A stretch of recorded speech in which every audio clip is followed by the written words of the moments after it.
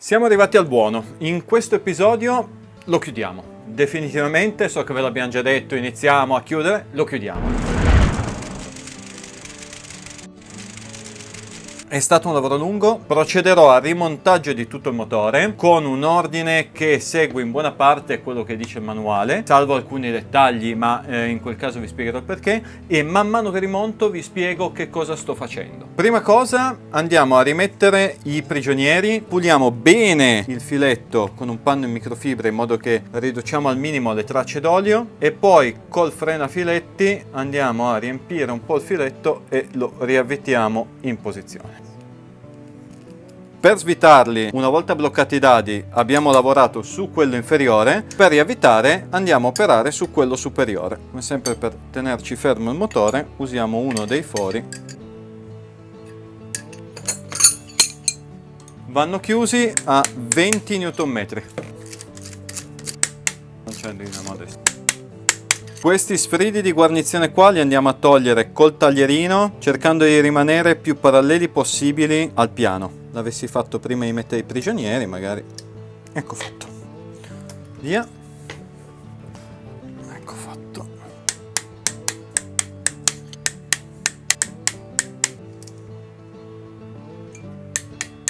Rimettiamo in posizione i pattini tendicatena, quelli che sono agganciati nel basamento. Se vi ricordate, quelli dove abbiamo agganciato l'asta del comparatore per fare la verifica del movimento del primario del cambio. Se non l'avete visto, andate a vedere il video perché è interessante e sono le parti veramente più importanti del rimontaggio del motore, i vari controlli funzionali e dimensionali per verificare di aver fatto tutto bene. E chiudiamo a 20 Nm con il frenafiletti, come tutte le viti che vanno dentro il motore. Controlliamo che entrambi si muovano liberamente. Allora, il manuale adesso ci dice di riavvitare questo con la sua molla, che è quello che materialmente ci seleziona le marce, assieme alla sua stella. Questo posizionamento qua, la parte più stretta che entri nel foro della vite, in modo che ci faccia da centraggio della molla. E poi andiamo a posizionarlo dopo avergli messo i frenafiletti, perché se si svita una vite che non avete frenafilettato dovete riaprire tutto. 10 Nm. Controlliamo che la molla lo tenga spinto in posizione e andiamo a prendere la stella. La stella ha due incastri, uno più piccolo e uno più grande, va incastrato nei corrispettivi nel desmo. Questo è il desmo del cambio che abbiamo visto nell'episodio di rimontaggio del gruppo motore. Spingiamo verso il basso questo e andiamo a mettere in posizione la stella. Deve entrare fino in fondo, teniamo giù e mettiamo in posizione. Come vedete, il selettore già ci tiene in posizione la stella che si incastra.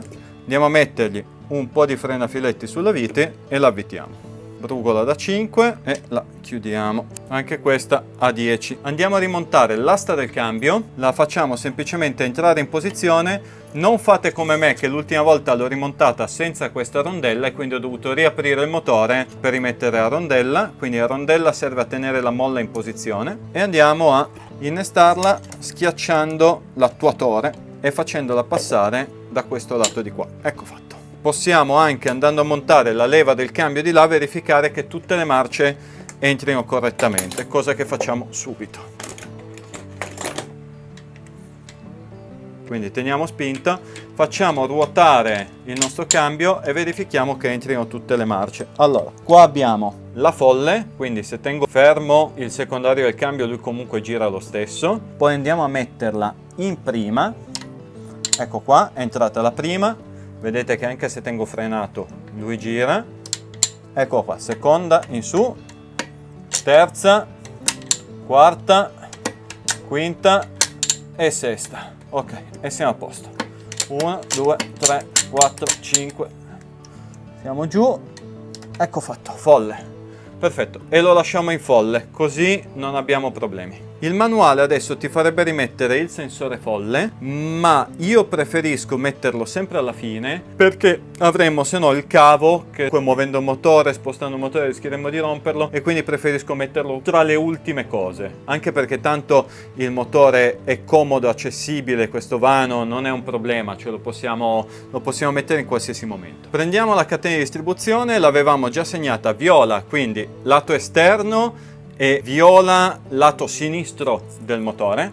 La andiamo a mettere nella sua posizione, prendiamo il contralbero di distribuzione, andiamo a mettergli un po' d'olio di montaggio e lo mettiamo in posizione. Questo andrà messo poi di là, facciamolo passare.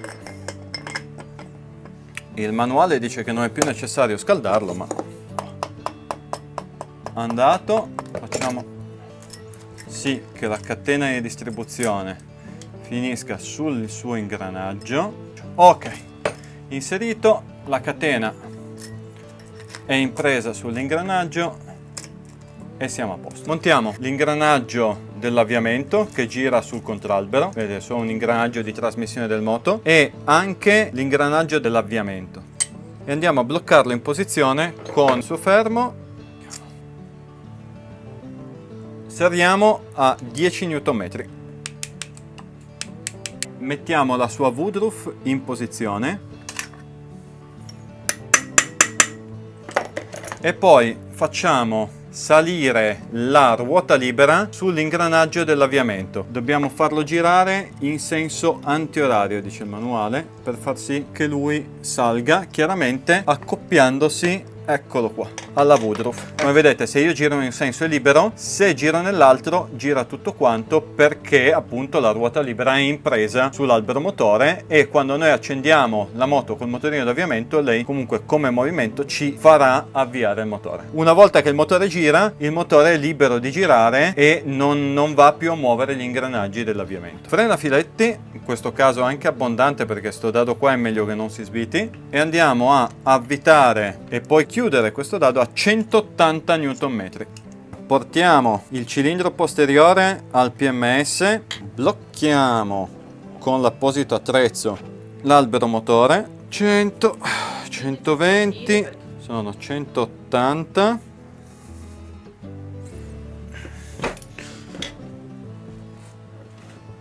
Il prossimo anno per Natale voglio un supporto motore, Ecco.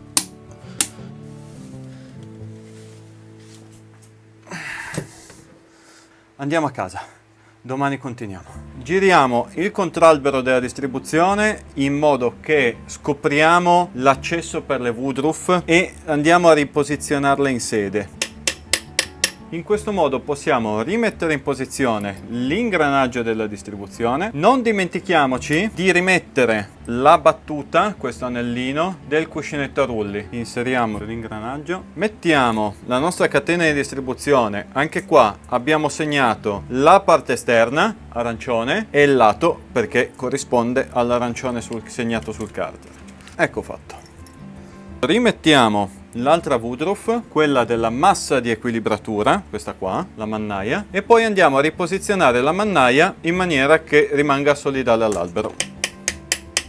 Ecco fatto, montata. Mettiamo anche l'ultima Woodruff, che è quella del primario, dell'ingranaggio primario, che è agganciato all'albero motore, quello da cui parte tutto il moto che arriverà poi alla fine alle ruote, e inseriamo in posizione l'ingranaggio. Aiutiamoci magari con una mazzetta ammortizzata per farlo assestare sulla Woodruff. Controlliamo che scorra tutto liberamente, che la massa di equilibratura non sia a contatto, non sfreghi sull'ingranaggio primario, e verifichiamo che sia tutto in ordine, e vediamo che già qua, avendo bloccato prima il motore con il cilindro posteriore al PMS, abbiamo già il riferimento di fasatura del motore in posizione. Adesso andremo a fissare l'ingranaggio che si aggancia al contralbero di distribuzione per per mettere in fase la movimentazione di albero motore e contralbero di equilibratura. Andiamo a posizionare anche l'ingranaggio del contralbero facendo combaciare i puntini di ingranaggio primario e ingranaggio del contralbero. Lui chiaramente è in presa sulla Woodruff. Quando andiamo a inserirlo dobbiamo prima inserirlo e poi ruotare l'albero del contralbero finché lui non riesce a entrare in sede. Non abbiamo ancora avvitato e chiuso niente per ora. Nel caso non sia tutto bene a fondo sull'albero o sul contralbero, diamo 2 colpetti per far assestare tutti e 3 gli ingranaggi, quindi ingranaggio, massa di equilibratura e ingranaggio di movimentazione. Un'altra tecnica è quella di tenere spinto e dare un colpetto dall'altra parte contro il contralbero. Tutti gli ingranaggi dell'albero destra e sinistra devono andare in appoggio sulle battute dei cuscinetti. E poi puntiamo il dado con ingranaggio della distribuzione puntato messo in fase col primario dell'albero motore. Iniziamo a riposizionare la frizione, rondellone 2 mm di spessore, gabbia a rulli della campana frizione, mettiamogli un po' d'olio di montaggio sul cuscinetto interno. Se vi ricordate l'abbiamo messo nella fase di rimontaggio del motore. Prendiamo campana frizione, ingranaggio che sarà quello che trasmette il movimento alle pompe dell'olio e lo posizioniamo sui 3 perni che lo tengono in posizione solidale alla campana frizione. Posizioniamo direttamente la campana frizione al suo posto. Se come in questo caso non dovesse andare in posizione, muoviamo leggermente l'ingranaggio delle pompe dell'olio in modo che lei riesca ad arrivarci sopra e la frizione riesca ad andare al fondo. Con la frizione in posizione, con la campana frizione in posizione, possiamo posizionare la ruota del pick-up, quella che dice la centralina, i gradi di rotazione dell'albero, e la posizioniamo muovendo leggermente la campana per farla entrare e poi la dobbiamo ruotare e posizionare con il riferimento, tanto lui ha un perno di centraggio comunque, in linea con quello sul contralbero della distribuzione. Rondellone e puntiamo il dado del primario. Anche in questo caso qua dopo li richiuderemo tutti con attenzione. Adesso lo puntiamo solo, ricordiamoci che è un dado mancino. Il dado frizione, se vi ricordate, l'abbiamo dovuto distruggere perché era inchiodato, adesso lo cambiamo. Allora, dove l'ho messo? Yuppie, eccolo. Prendiamo il tamburo frizione, mettiamo la sua boccola di aggancio col primario del cambio nella sede, facendo attenzione che i 2 segni siano posizionati correttamente. Lo inseriamo all'interno della sede, diamogli un po' d'olio di montaggio, rimane comunque lubrificato, e lo andiamo a posizionare sull'albero. Rondella e andiamo a puntare anche qua il suo dado. Abbiamo tutto impostato, tutto puntato. Io preferisco chiuderli tutti assieme, così metto il freno a filetti a tutti, faccio scendere il motore, che sono comodo, riesco a spingere bene, e poi li chiudo 1, 2, 3 contemporaneamente nell'arco di 10 minuti. Quindi non c'è problema col freno a filetti e siamo sicuri di aver fatto tutto e chiuso tutto nella maniera corretta. Partiamo dal primo, andiamo a svitare il dado che abbiamo puntato, puliamo bene sia la sede, cioè sia il filetto del dado che quello sull'albero, e andiamo a mettere un po' di freno a filetti nel filetto del dado e anche un po', giusto per sicurezza, sul filetto dell'albero. Allentiamo questo e facciamo le stesse operazioni anche con lui. Un po' di freno a filetti, avvitiamo,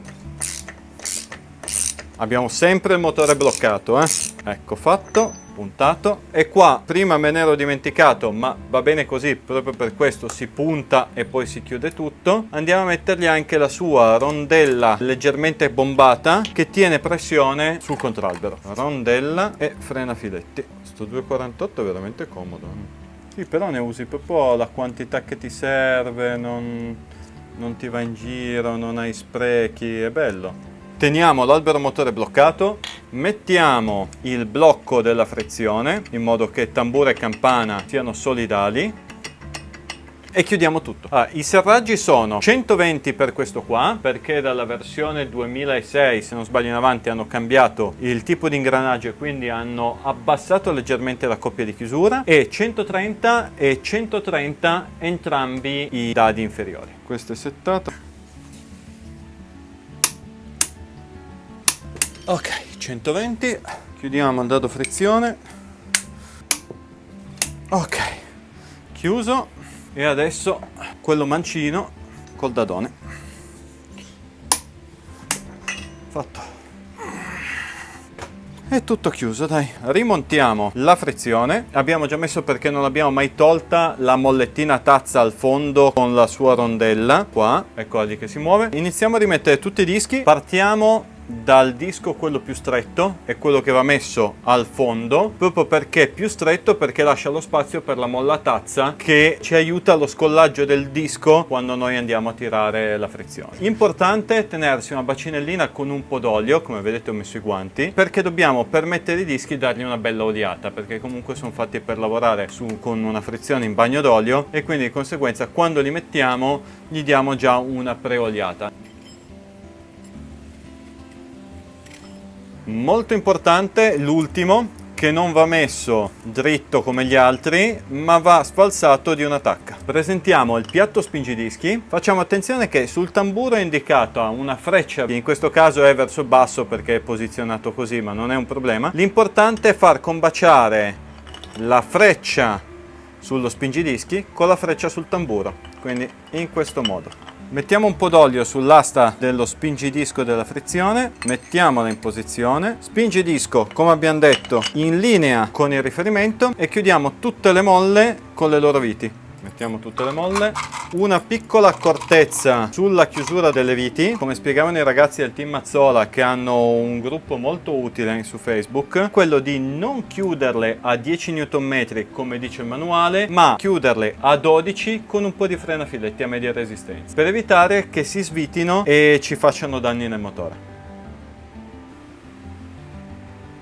Il manuale teoricamente adesso ti dice che avresti già dovuto chiudere tutte e due i carter laterali, ma io preferisco mettere prima i cilindri, perché così riesco ad arrivare alle catene di distribuzione nel caso si incastrino. Preferisco mettere prima i cilindri e poi chiudere i laterali, è una questione mia. Adesso una delle operazioni più complesse, non tanto a livello di difficoltà quanto il fatto che se la sbagliamo dobbiamo riaprire testa e cilindro, quindi cerchiamo di fare attenzione. Dobbiamo girare il gruppo testa e cilindro e tirare fuori il pistone quel tanto che basta a scoprire l'uscita dello spinotto. Piano, con l'olio di montaggio, le mani che sguisciano, ancora peggio. Ecco qua, non oltre. L'importante è che lui riesca a uscire. Ok, vedete che abbiamo già scoperto anche un pezzo di fasce. Se viene fuori anche solo un pezzettino di fascia, rimetterla dentro c'è fortemente il rischio di romperla, specialmente raschia olio. Bisogna fare molta attenzione. Così andiamo a ricalcare, a rimettere poi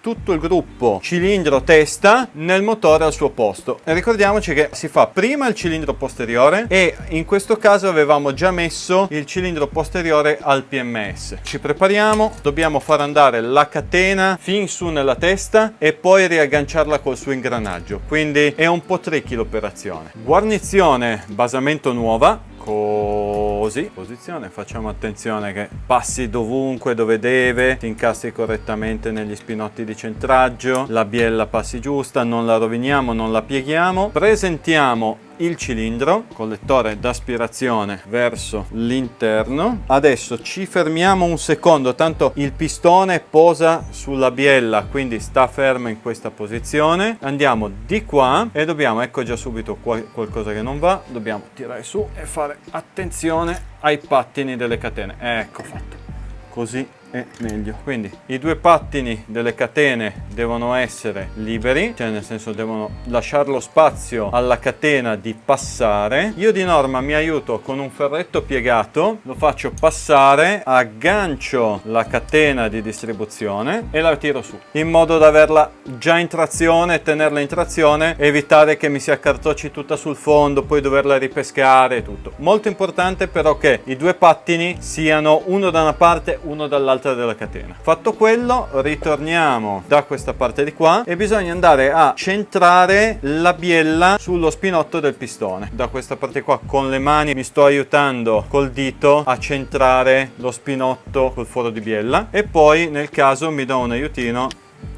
col martello a farlo entrare. Non devo forzare, ma al tempo stesso magari è giusto e quindi a mano non ce la faccio. È entrato in sede, deve andare giù fino in fondo in appoggio sul fermo dello spinotto dall'altra parte che non abbiamo tolto, e adesso inizia la parte simpatica. Prendiamo un panno in microfibra che sia pulito, che non abbia schegge e pezzi dentro che se no ci possono finire dentro il motore, e andiamo a coprire tutta la zona intorno al foro dello spinotto del pistone, perché adesso dobbiamo reinserire il fermo e se questo ci si dovesse sganciare mentre cerchiamo di reinserirlo ci può finire dentro il motore, mentre invece con lo straccio evitiamo che succeda. E adesso parte l'operazione bestemmie. È il mio attrezzino satanico, non ci credo, ce l'ho fatta. Sì, vieni, guarda. Mai successo che entrasse così velocemente. È già in sede, è già in posizione. Ok, facciamo solo attenzione che sia bene nella sua canale. Vedete che è leggermente fuori, non è ancora bene in sede, quindi dobbiamo fare attenzione che lui si incastri correttamente nella sua sede, perché se per qualsiasi motivo lo spinotto dovesse uscire dal pistone, distruggiamo il motore. Controlliamo che sia tutto in posizione, che la guarnizione basamento sia giusta, che la catena scorra libera, la teniamo in trazione col ferretto e piano piano mandiamo giù il pistone nel cilindro, facendo scendere testa e cilindro fino al fondo. Ecco fatto, sempre col motore bloccato. L'ultimo pezzo, controlliamo che sia tutto a posto, che sia tutto incastrato, tutto giusto. Ecco fatto.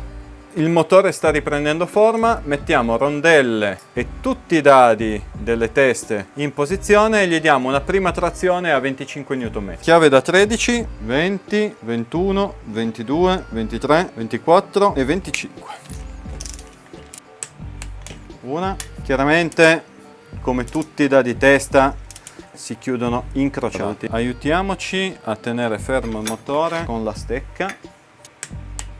E adesso l'ultima, che va chiusa con la zampa di gallo, la chiudiamo un paio di newtonmetri in meno, però tanto come primo serraggio non fa quasi differenza. Sarà poi sul serraggio definitivo a 38 che dovremo chiuderla, lei a 34, perché abbiamo un braccio di leva differente e quindi falseremo la chiusura a chiuderla a 38 anche a lei. 37 e 38. Via, chiudiamo. 1, 2, 3. Passiamo a zampa di gallo, ma a 34. E siamo a posto. Chiudiamo anche poi il dadino laterale del prigioniero M6 che abbiamo di lato, ma mettiamo l'ingranaggio che porta il movimento da sotto ai due alberi a camera. Allora, portiamo la catena di distribuzione tutta interna, inseriamo l'ingranaggio e teniamolo in posizione col dito e poi una volta fatto quello gli dobbiamo far passare sopra la catena di distribuzione. Questo è normalmente un lavoro per le manine di SIL, che però in questo momento è dietro la camera. Ecco fatto. Così, in questo modo la catena di distribuzione è sulla serie dentata esterna dell'ingranaggio doppio della distribuzione. Ricomponiamo il perno della gabbia rulli dell'ingranaggio della distribuzione e mettiamogli un po' d'olio di montaggio, lo rimettiamo in posizione e siamo a posto.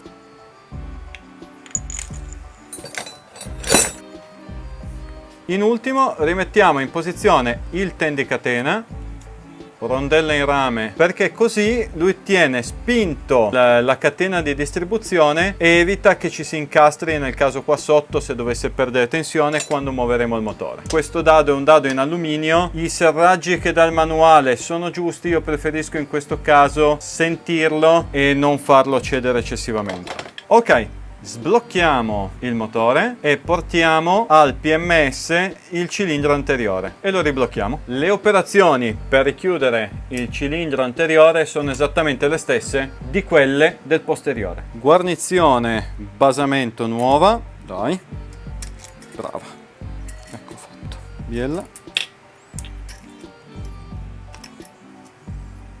Sempre col ferretto ci tiriamo sulla catena. Allora, piccolo particolare, Motivo per cui non ho voluto ancora chiudere è che qua ogni tanto la catena tende a incastrarsi contro la vite. Quindi dobbiamo allentare il blocco motore, tenere in tensione la catena e far girare quel minimo la massa del contralbero che ci liberi la catena di distribuzione. Vediamo se questo va dentro comodo come l'altro o invece, come sempre, fa girare i coglioni. Eccolo qui, vai dentro. Fatto! E siamo dentro. Mettiamo i dadi e chiudiamo. 24, 25.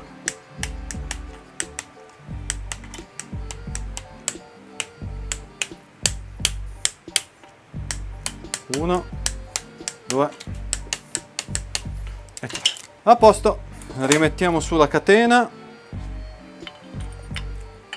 Passato. E siamo su. Gabbia rulli.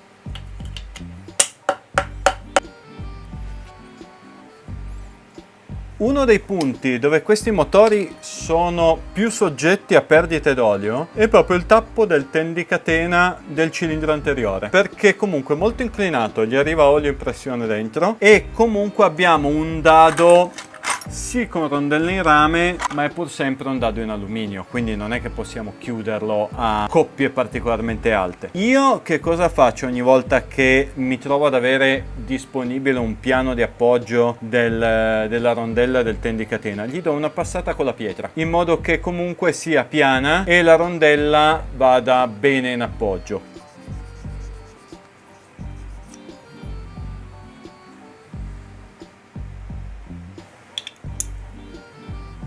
Togliamo il pernetto di tenuta delle due ghiere dentate dell'ingranaggio del contralbero della distribuzione e riportiamo il motore, facendolo girare con la chiave o con la frizione, al PMS o comunque in punto di fasatura.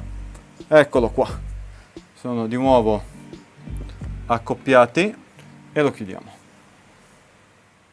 Andiamo a rimontare gli alberi a camme, li riconosciamo per la posizione in cui vanno messi dalle scritte presenti sopra. Tipo questo ha EXRE, che sta per exhaust, quindi scarico, RE cilindro posteriore, quindi andremo a rimetterlo al suo posto qua. Mentre invece questo qua che ha scritto INRE sarà l'aspirazione del cilindro posteriore. Per quelli del cilindro anteriore troveremo scritto al posto di RE FR. Per la messa in fase del motore si parte obbligatoriamente dal cilindro posteriore. Andiamo a rimettere il motore, come abbiamo visto prima, con i riferimenti dell'ingranaggio maestro dell'albero motore e quello del contralbero di distribuzione allineati, che porteranno ad avere in questa posizione il cilindro posteriore al PMS. Una volta fatto questo, andremo a posizionare le camme andando ad allineare i puntini di riferimento con la base di appoggio del coperchio punterie. La bacchetta posa sul pistone, quindi se noi muoviamo l'albero motore vediamo che la bacchetta scende perché il pistone sta scendendo. Ritorniamo al riferimento e vedete che la bacchetta è tornata su. Nel momento in cui andiamo oltre il riferimento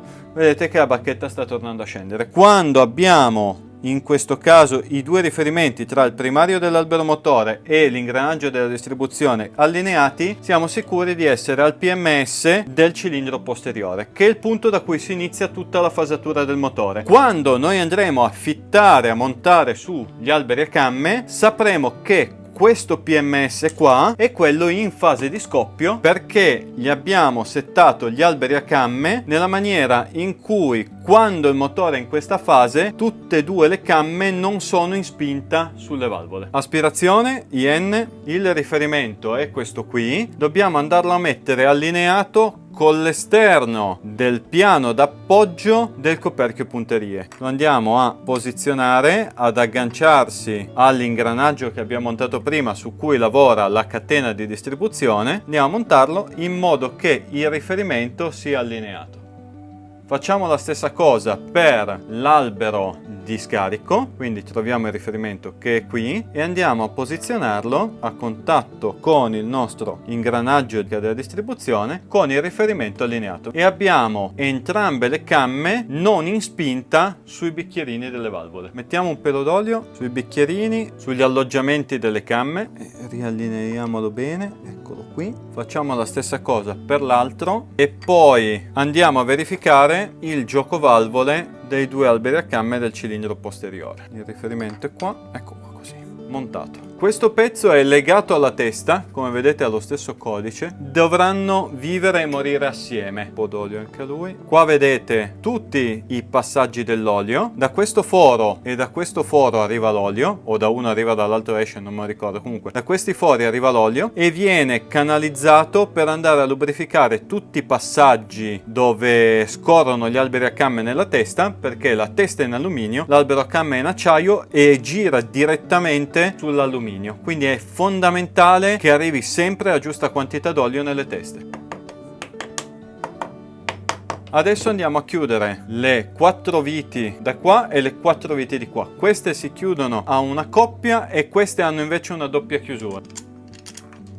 Questa non è più bellissima, eh? Facciamo il controllo del giocovalvole e poi nel caso la cambiamo. Avendo ripreso le valvole è possibile che dobbiamo comunque rivederlo un secondo il giocovalvole. Magari la valvola, avendo rifatto le battute, è salita un filino e quindi prima diamo una bella controllata, poi decidiamo se cambiare la vite o no.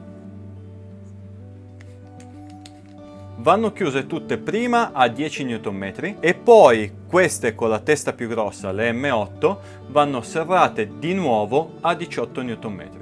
Oh, comunque anche quella un po' spanacchiata prende ancora bene, è solo spanacchiata in punta. Quindi con questa chiave le sviti senza problemi. 1, 2, 3 e 4. Andiamo a verificare il giocovalvole e se non è corretto dobbiamo riaprire tutto, cambiare le pastiglie con più basso o più alto a seconda della necessità e richiudere. Prima di andare a verificare effettivamente il giocovalvole però facciamo fare un paio di giri al motore in modo da avere un valore più veritiero possibile. Giro 1, giro 2, ecco qua e siamo tornati in posizione. Adesso possiamo verificare il giocovalvole. Vai Sil. Yes, 10-15 lo scarico. No, scusami, 25-30 lo scarico. E lo scarico ha sempre un po' più di gioco perché sono quelle che scaldano anche di più. Partiamo col 30. Non passa, te lo dico già io. Non passa. Perfetto, controllo il 25. Bassissimo, bassissimo. Ottimo. Proviamo l'aspirazione. 10-15, parti col 15. Passa il 15, ok. Quindi controlla il 20. Non passa. Non passa. Per me va bene. Meglio le valvole sempre un pelino più larghe che un pelino più strette, perché se sono più strette poi puntano e il rischio è che scaldando non chiudano più, mentre invece se c'è un pelino più di gioco va bene. Comunque siamo ampiamente in tolleranza. Il 15 come passava? Libero libero libero o leggermente frenato? Leggermente frenato appena appena. Benissimo, lascia così. Provo a passare lo 0,18, visto che 15 passa giusto, proviamo con un altro spessimetro con lo 0,18 che non passa e provo con questo spessimetro che è la banda un pelino più larga, lo 0,15 passa proprio giusto, quasi neanche, e provo lo, cosa abbiamo, 0,10, 0,13, provo lo 0,13.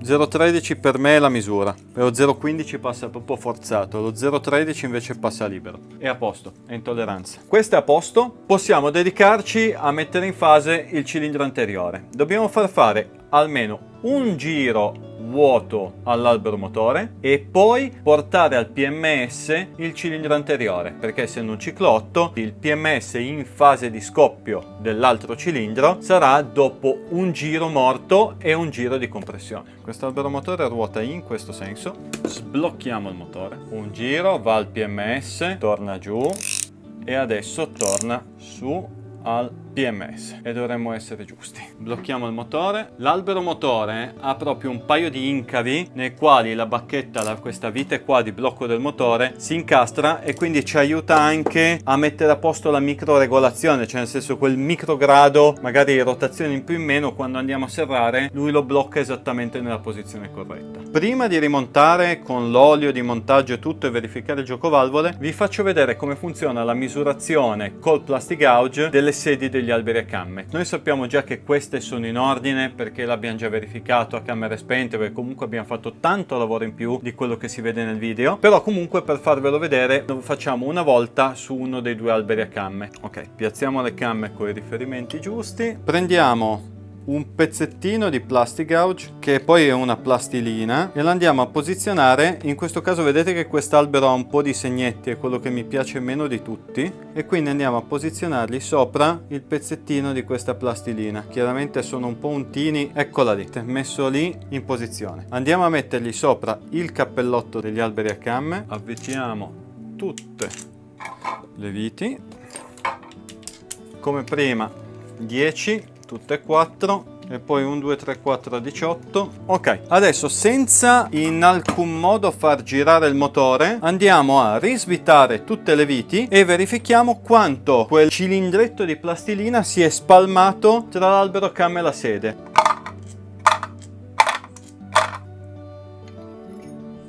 Come vedete c'è stato uno spiattellamento del bastoncino di plastilina e con la sua cartina di riscontro andiamo a vedere a quanto corrisponde lo spiattellamento. Più è spiattellato, più il gap tra la sede e l'albero è piccolo. Andiamo a misurare quanto si è spiattellato e lo confrontiamo con i range dati dalla sua scala, e ogni filo ha la sua scala, quindi è per questo che viene data la bustina col filo dentro, e in questo caso vediamo che siamo ampiamente intorno allo 0,025 mm, quindi 2 centesimi e mezzo. La tolleranza minima per il gioco dell'albero è 2 centesimi e la tolleranza massima è 0,65. Questo albero ha le tolleranze del nuovo. Chiaramente, se dobbiamo verificare la testa, dobbiamo farlo per ogni singolo punto di contatto tra la camma e la testa. Puliamo bene per togliere le tracce di plastic gouge, andiamo a oliare tutto e controlliamo il giocovalvole. Come prima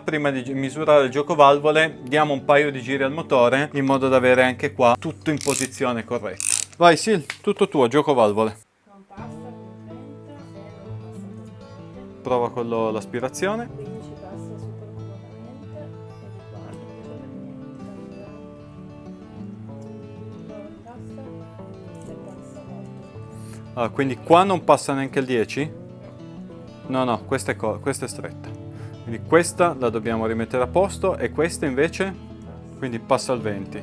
Quindi No, questo è largo passa. e questo è stretto. Magari abbiamo invertito le pastiglie, può essere. Proviamo, apriamo e controlliamo. Quindi questa è un 5 centesimi largo, giusto? E questo è un 5 centesimi stretto. Via lui e andiamo a sfilare i bicchierini e vediamo le pastiglie. Pam. Adesso poi prendo il calibro. Non è possibile che le abbiamo invertite perché sono una da 2,60 e l'altra da 2,60. Ce ne serve una da 2,65 da mettere nell'aspirazione, in questo caso per noi destra, vedendolo così, e una da 2,55 da mettere nell'aspirazione sinistra. E adesso parte il valzer delle pastiglie. 2,67, 2,50 un po' stretta, 2,40 assolutamente no. Questa è una 2,50 nuova, ma è sempre un po' stretta. 2,80 direi di no. 2,50 è sempre un po' stretta. 2,70 no. 2,70 no. 2,45 no. 2,66 mi piace. 2,50 di nuovo. 2,50 di nuovo. E 2,80 assolutamente no. Quindi abbiamo trovato la pastiglia da mettere nell'aspirazione destra, che abbiamo detto prima, perché è da 2,66 e quindi sono giusto quei 5 centesimi che ci servivano in più, e questa la mettiamo già in posizione, mentre per l'altra dobbiamo obbligatoriamente andare ad abbassare leggermente la sua da 2,60 e portarla a 2,55. Allora, ne avevo una voglia di mettermi a raspare pastiglie. Le pastiglie valvole sono durissime, questi i piattelli valvole in realtà sono durissimi. Li possiamo abbassare di qualche centesimo andando a lavorare con la pietra. Andiamo a molarlo fino a ottenere lo spessore corretto. Questa pietra ne ha già fatta qualcuna. Qual è il modo migliore per però mantenere il piano se non abbiamo una rettifica a disposizione? Non è quello di fare avanti e indietro, perché in questo modo non rispetteremmo la complanarità tra un piano e l'altro, perché non saremo mai perfetti nella fase di abrasione della superficie. L'unico modo è fare l'8, quindi andiamo a cercare di fare il segno dell'infinito.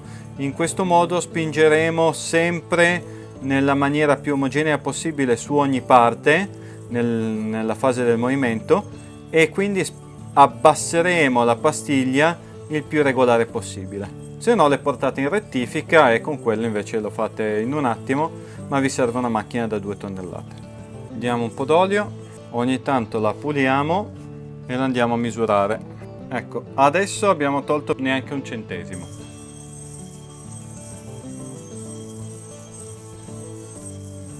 (2,57) stiamo scendendo. 2,56 puliti. Voglio arrivare a leggere un 2,55 e possiamo metterla su.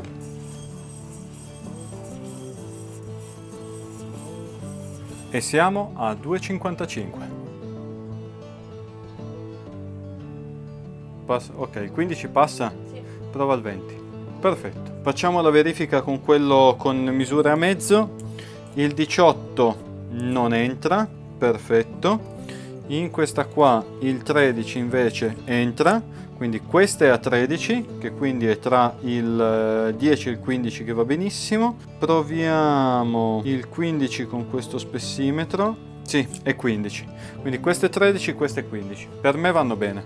Rimettiamo i due manicotti che servono a sigillare coperchio e punterie e non far entrare schifezze da fuori, e andiamo a verificare che il motore sia con la fasatura corretta. La verifica, la prova del 9 è riportando il motore al PMS in fase di scoppio sul cilindro posteriore, quindi con il riferimento che abbiamo visto prima tra l'ingranaggio primario e il contralbero della distribuzione allineato. Dobbiamo avere le camme del cilindro anteriore che puntano in questo modo, quella di aspirazione che punta parallela al piano del coperchio punterie e quella di scarico che è quasi completamente verticale, che punta verso il pistone. L'allineamento è corretto, comunque sul manuale c'è una foto che lo fa vedere molto bene. Nel caso dovessimo avere dei dubbi, non succede niente, andiamo di nuovo a togliere le camme del cilindro anteriore, riportiamo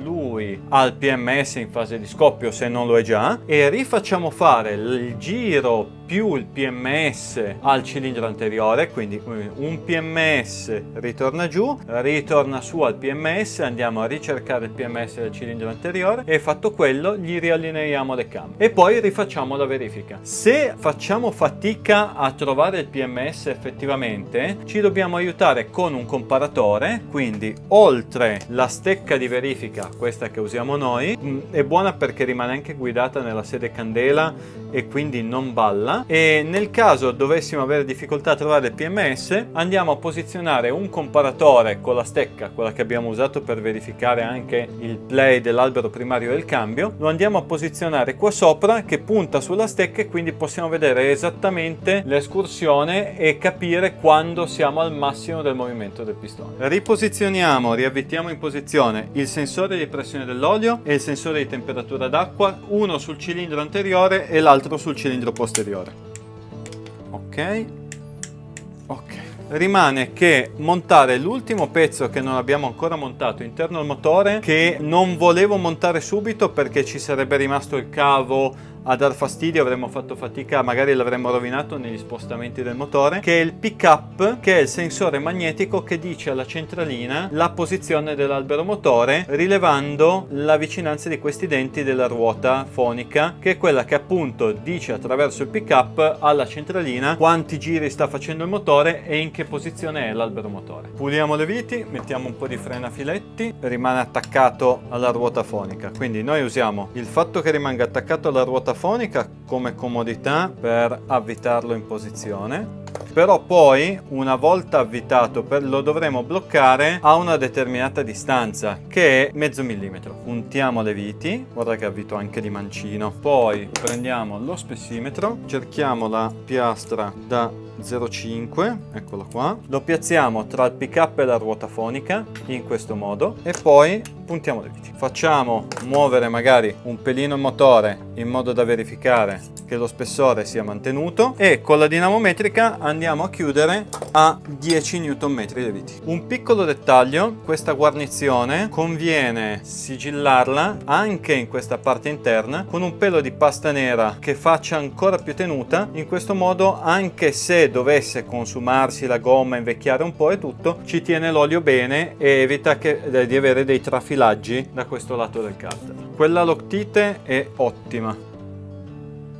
Perfetto, controlliamo che abbia aderito bene ovunque e siamo a posto.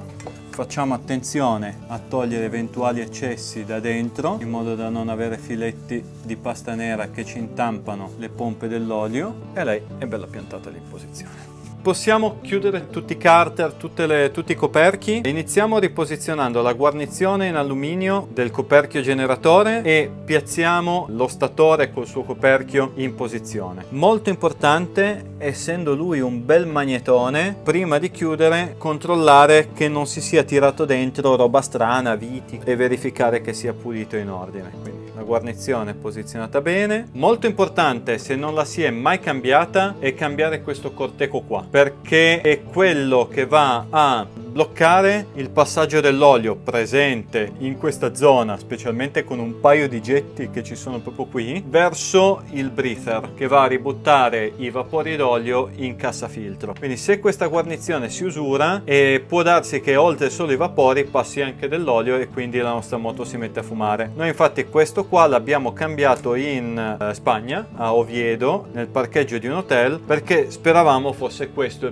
uno dei nostri problemi, però in realtà non era quello. Infatti il motore poi alla fine l'abbiamo aperto. Teniamo la guarnizione in posizione, mettiamo anche qui un po' di pasta nera dove c'è la guarnizione che lascia il passaggio dei cavi del generatore, rimettiamo in posizione l'ingranaggio dell'avviamento, quello che materialmente prende il moto dal motorino d'avviamento e tramite l'ingranaggio nel carter trasmette il moto attraverso tutta la cascata di ingranaggi alla ruota libera. Posizioniamo il carter. Bisogna fare attenzione perché quando punteremo il carter si chiamerà dentro lo statore e quindi lui scatterà praticamente in posizione da solo. Se abbiamo fortuna, l'ingranaggio della cascata di ingranaggi dell'avviamento sarà già in posizione. Non lo fosse, dobbiamo andare a giocare con un cacciavitino attraverso il foro del motorino d'avviamento per fargli trovare la posizione. Sembra aderire tutto bene. Come sempre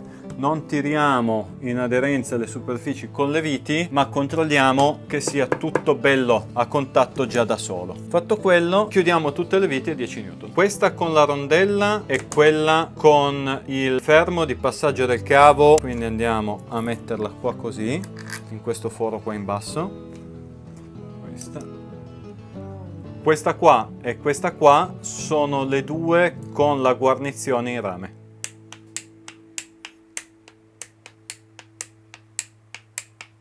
Andiamo a dormire? È l'1:10. È già passato un po' di tempo, ma facciamo come non fosse successo niente. Andiamo a rimettere il carter lato frizione con anche la zona della pompa acqua esterna, chiaramente. Abbiamo già revisionato l'alberino con la guarnizione. Ve lo faremo vedere in un video dedicato a questi motori su proprio come revisionare la pompa acqua. Abbiamo un motore dedicato che stiamo allestendo proprio per farvi vedere queste tipologie di lavori. Come per l'uscita cavi del lato generatore, andiamo a dare un po' di pasta nera anche sull'uscita cavi del pick up in modo che si giri bene con la guarnizione. Posizioniamo la guarnizione, usiamo la pasta nera qua per tenerla in posizione e i suoi due perni di centraggio. Abbiamo messo tutto, il pick up a posto, i dadi li abbiamo chiusi tutti, la frizione è chiusa, il selettore del cambio l'abbiamo montato, le pompe dell'olio sono montate e in presa sull'ingranaggio, è tutto a posto. Chiudiamo. Prima di chiudere controlliamo sempre che non ci siano pezzi di guarnizione sulle superfici di appoggio del carter che siano rimasti attaccati, perché non ci farebbero fare tenuta con la guarnizione nuova. Posizioniamo Unica cosa a cui dobbiamo fare attenzione magari è l'alberino, che va mosso in modo che vada in presa sul contralbero della distribuzione, perché è quello che fa girare anche la pompa acqua. Chiudiamo tutte le viti, manca quella lunga, ah sì, perché ce l'abbiamo sul coperchio frizione.